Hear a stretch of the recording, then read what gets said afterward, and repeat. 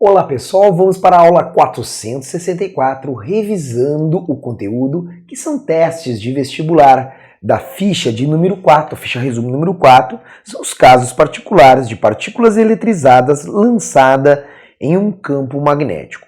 Vamos à questão de número 8, que diz assim: um elétron E igual a 1,6 vezes 10 na menos 19 coulomb está se movendo com uma velocidade de 8,0 vezes 10 na 6 metros por segundo em módulo, numa região onde há um campo magnético uniforme de módulo B, 83 microtesla. Levando em consideração as possíveis direções do campo magnético e do vetor velocidade do elétron, a menor força magnética em módulo em newtons que pode atuar no elétron nessa região é de quanto? Bom, ele quer saber a menor força magnética que pode atuar no elétron.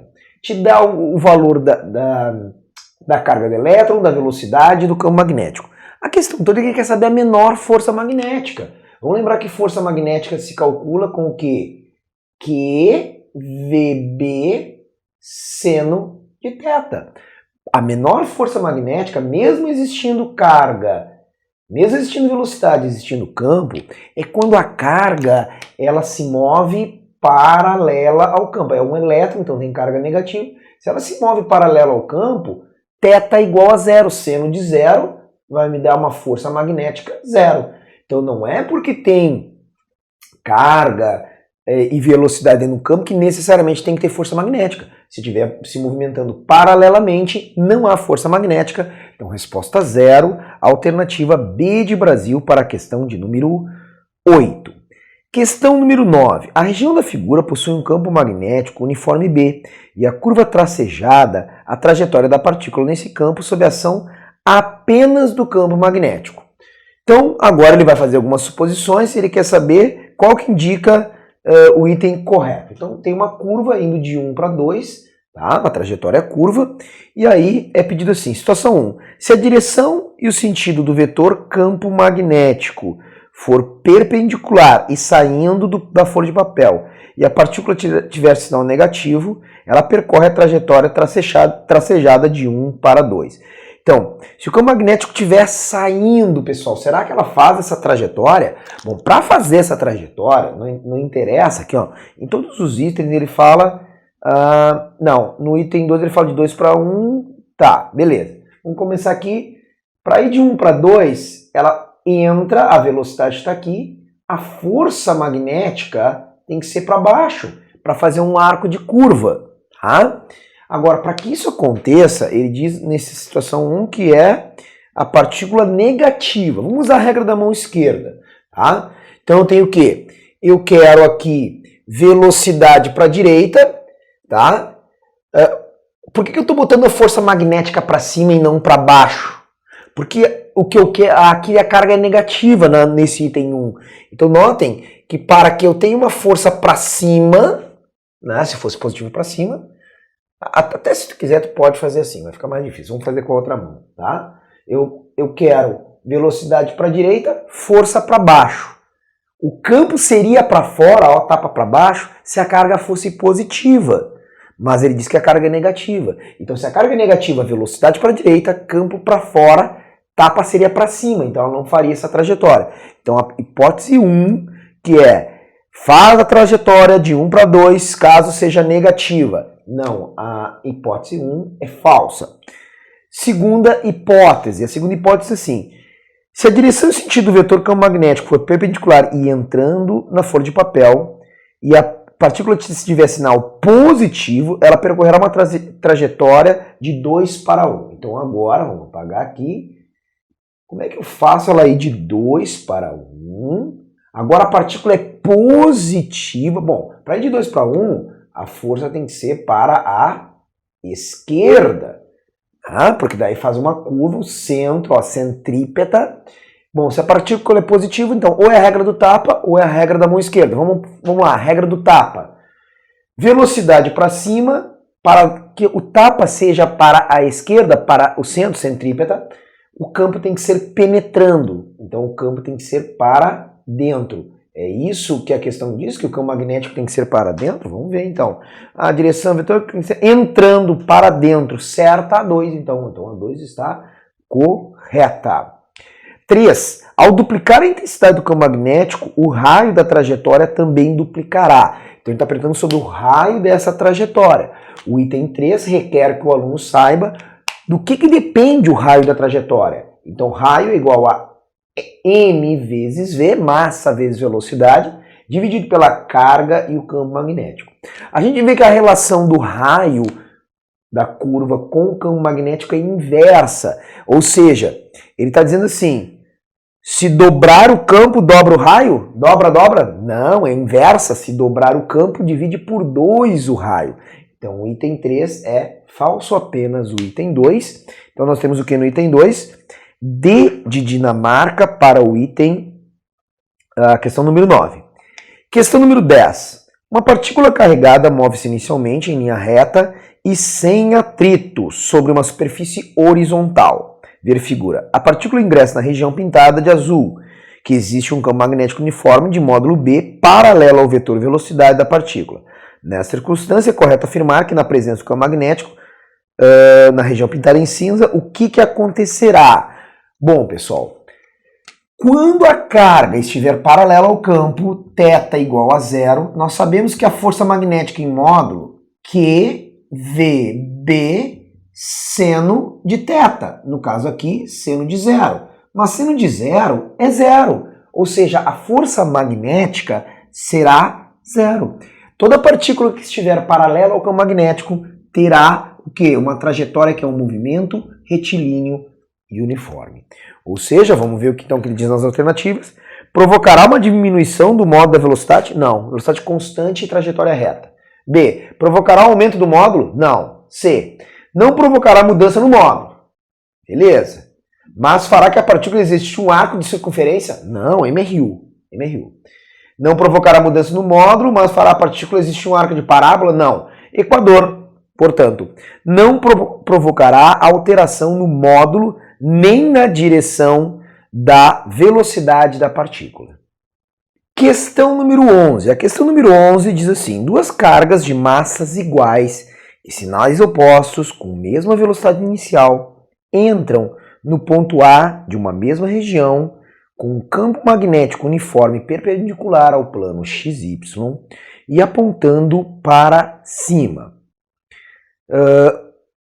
Sabe-se que a trajetória 2 possui um raio igual ao dobro do raio da trajetória 1. Então, R2 é igual ao dobro de R1.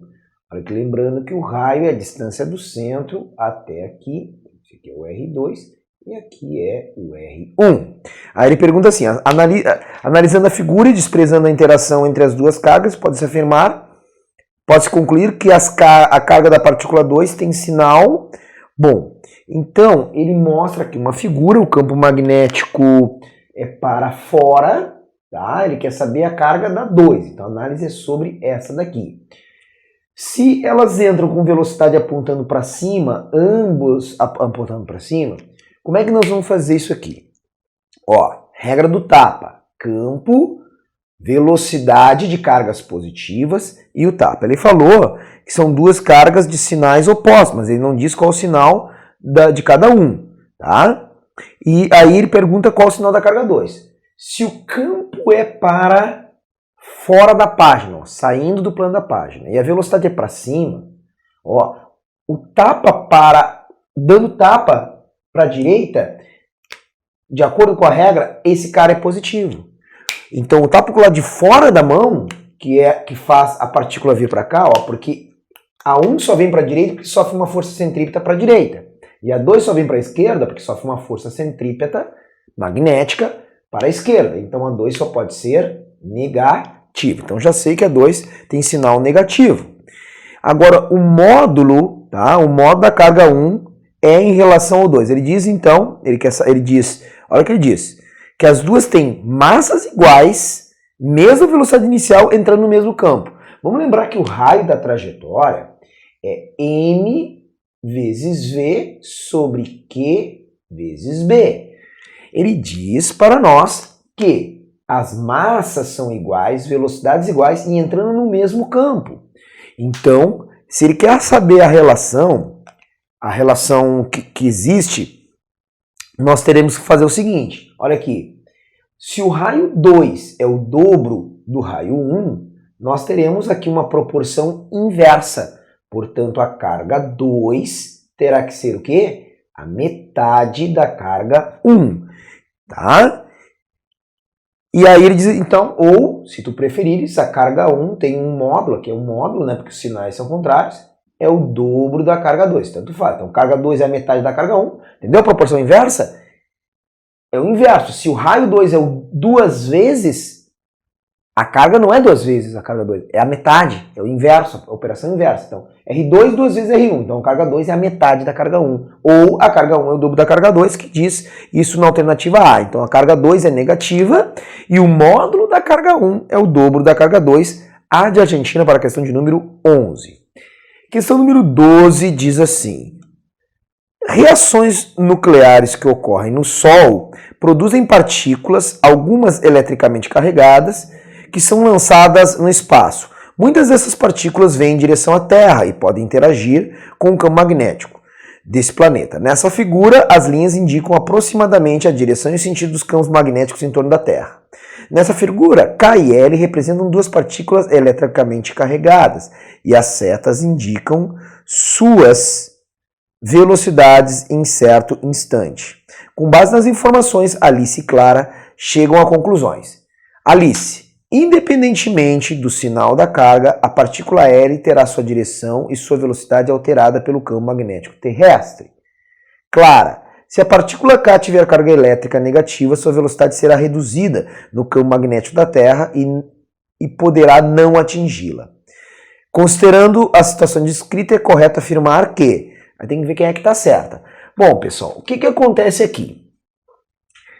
Notem que a velocidade dessa partícula K está paralela ao campo. Nós sabemos que a força magnética em módulo se calcula módulo de Q, V, B, seno θ.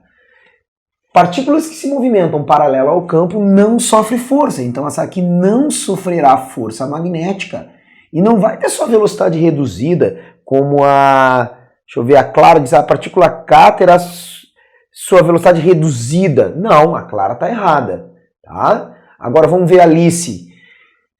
Aqui, ó, pela figura, o campo magnético da Terra, ó, é naquela diagonal e a velocidade é perpendicular. Bom, nós sabemos que sempre que a velocidade é perpendicular ao campo, haverá uma força perpendicular a esses dois vetores. Então, independentemente da carga, se é positiva ou negativa, ela será desviada sim. Então, a Alice, ó, independente do sinal da carga, L terá sua direção, sua velocidade alterada pelo campo. Então, vai sair, vai fazer uma curva, não sei para onde, porque eu não sei a carga, mas vai fazer a curva. Então, portanto, só a Alice está correta, A de Argentina para a questão de número 12. Questão número 13. Um elétron de carga E é arremessado perpendicularmente em direção às linhas de um campo magnético uniforme, cuja intensidade é 4 vezes 10 na menos 2 Tesla. A relação carga-massa do elétron, sabendo que o raio da trajetória é 0,02 metros e sua velocidade 6,5 vezes 10 na 7 metros por segundo, é quanto? Então, relação carga por massa. Pessoal, R é igual a M vezes V sobre QB. Então, olha o que ele está perguntando. Ele está perguntando a relação carga por massa. Eu vou fazer o seguinte, eu vou pegar esse cara que está aqui e vou passar multiplicando, ok? E esse cara aqui que está multiplicando, dividindo. Então, como é que vai ficar? R vezes Qzinho sobre M é igual a V sobre B. Mas ele não quer RQ sobre M, ele quer Q sobre M. Então, no item A. Então, Q, relação carga por massa, é M... Opa, não. Porque agora basta, ó, basta pegar esse R e passar dividindo. Então, V sobre R vezes B. Pronto. Então, está aqui, tem que resolver essa conta. Velocidade, 6,5 vezes 10 na 7. Então, 6,5 vezes 10 na 7 Tá tudo sistema internacional aí, não tem que mudar nada. Sobre R, 0,02, que é 2 vezes 10 na menos 2 metros, 2 centímetros. E o campo magnético, que é 4 vezes 10 na menos 2 Tesla. Então, 4 vezes 10 na menos 2 Tesla. Tá? Então, agora, o que nós vamos ter aqui? Q sobre M é igual a 6,5. Ó, 2 vezes 4, 8. Tá? 10 na 7 no numerador. E 10 na menos 2 vezes 10 na menos 2, 10 na menos 4. Eu sei quanto é que é 64 por 8. Então, 6,5, vou arredondar aqui, né, para 6,4, vai dar aproximadamente, já estou arredondando, 0,8 vezes, ó, 10 na 7 por 10 na menos 4 é 7 menos 4, dá 10 na 11. Coulomb por quilograma, porque está tudo sistema internacional.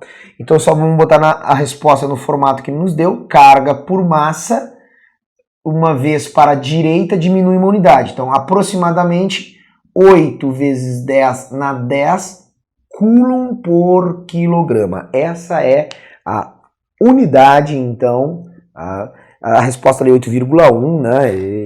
Eu dei uma arredondada. Agora, quanto é que é a massa do elétron, sabendo o quê? Olha, se a carga do elétron é 1,6 vezes 10 na menos 9, então vamos descobrir quanto é que é a massa do elétron, porque eu sei a razão entre carga e massa, então se eu sei a carga, vou saber a massa. Então olha ali. Carga, item B esse aqui agora, item B. Então, carga por massa, tá ali, 8 vezes 10 na 10, aproximadamente 8 vezes 10 na 10.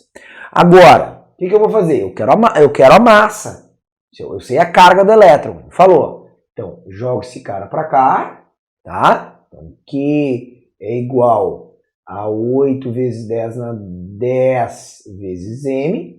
Agora eu jogo esse cara para cá. Então, a massa será a carga dividido por 8 vezes 10 na 10. Então tá lá. Carga. A carga menos 1,6. A massa é positiva, né? Então só um módulo aqui, né? Então 1,6 vezes 10 na menos 19. Ok? Dividido por 8 vezes 10 na 10. Certo? Então agora... isso aqui eu sei fazer. Se fosse 16 por 8, daria 2, não é? Daria 2. Então, a massa vai dar 0,2. 10 na menos 19, menos 10. 10 na menos 29. Uma vez para a direita, diminui uma unidade. Então, 2,0 vezes 10 na menos 30 quilogramas, tá? Tá aí aproximadamente a massa do elétron. Questão número 14. Duas partículas de mesma massa e cargas elétricas Q1 e Q2 penetram com mesma velocidade escalar v numa região R quadrada de lado Lzão, na qual atua um campo de indução magnético B conforme a figura. Sabemos que Q1 penetra em R pela fenda C, Q2 pela fenda A, tá? E que ambas devem sair pela fenda D, é possível afirmar o quê? Então, ambas vão sair na fenda D, certo? Então, essa aqui vem aqui, a fenda D está aqui, essa aqui vai fazer uma curva aqui e essa aqui vai ser uma curva assim, certo? Então, a primeira coisa da questão 14 é ver o sinal de cada uma das cargas. Nota que Q1 entra aqui no cantinho, né, e sai aqui na posição D. Então, o que vai acontecer agora? Vai acontecer de aqui o raio, que é a distância daqui até aqui, é L sobre 4. E aqui o raio dessa, daqui até aqui, é L sobre 2. Então, aqui está o R2 e aqui está o R1. Outra coisa importante é o quê? É saber o sinal. Então, Se a partícula fez uma curva assim, a Q1, ó, campo entrando, velocidade para a direita, ela é positiva, tapa para cima, então ela fez a curva assim. Então Q1 é positiva. Agora a Q2, o campo é para dentro, só que a velocidade é para baixo. O tapa dá para a direita. Então se fosse positiva, ela teria que fazer isso aqui. Então ela deve ser negativa. Então eu já sei que os sinais de Q1 e Q2 são contrários. Bom, como eu acabei de ver que o R1 é L sobre 4 e o R2 é L sobre 2, ó, daqui até aqui é o diâmetro, esse aqui é o raio, ok? O que vai acontecer? Eu estou vendo que o R1, ó, R1 é a metade de R2, ou, em outras palavras, o raio 2 é o dobro de R1. Ele nos fala na questão que o seguinte, a velocidade é a mesma, a massa é a mesma e o campo magnético é o mesmo. Ele quer saber a relação entre as cargas. Já sei que os sinais são contrários, eu já sei. Nós sabemos também que R é igual a M vezes V sobre Q vezes B. Qual é a conclusão que nós tiramos disso? Olha aqui. Se o campo é o mesmo, a velocidade é o mesmo e a massa é a mesma, então nós teremos uma relação inversa entre o módulo da quantidade de carga e o raio. Se R2 é o dobro de R1, é porque, proporção inversa, pessoal, Q2 é o quê? Q1 sobre 2. Vamos ver se está dessa maneira, não está isolado Q1. Se está isolado Q1, só vamos pegar esse 2 e tocar para cá. Q1 em módulo, é o dobro de Q2. Colocando sinais, porque os sinais são opostos, Q1 igual a menos 2Q2. Então daqui, os sinais são contrários e como os raios têm uma relação de dobro, então metade para a quantidade de carga, Q1 igual a menos 2Q2, B de Brasil para a questão de número 14. Até a nossa próxima aula. Aquele abraço!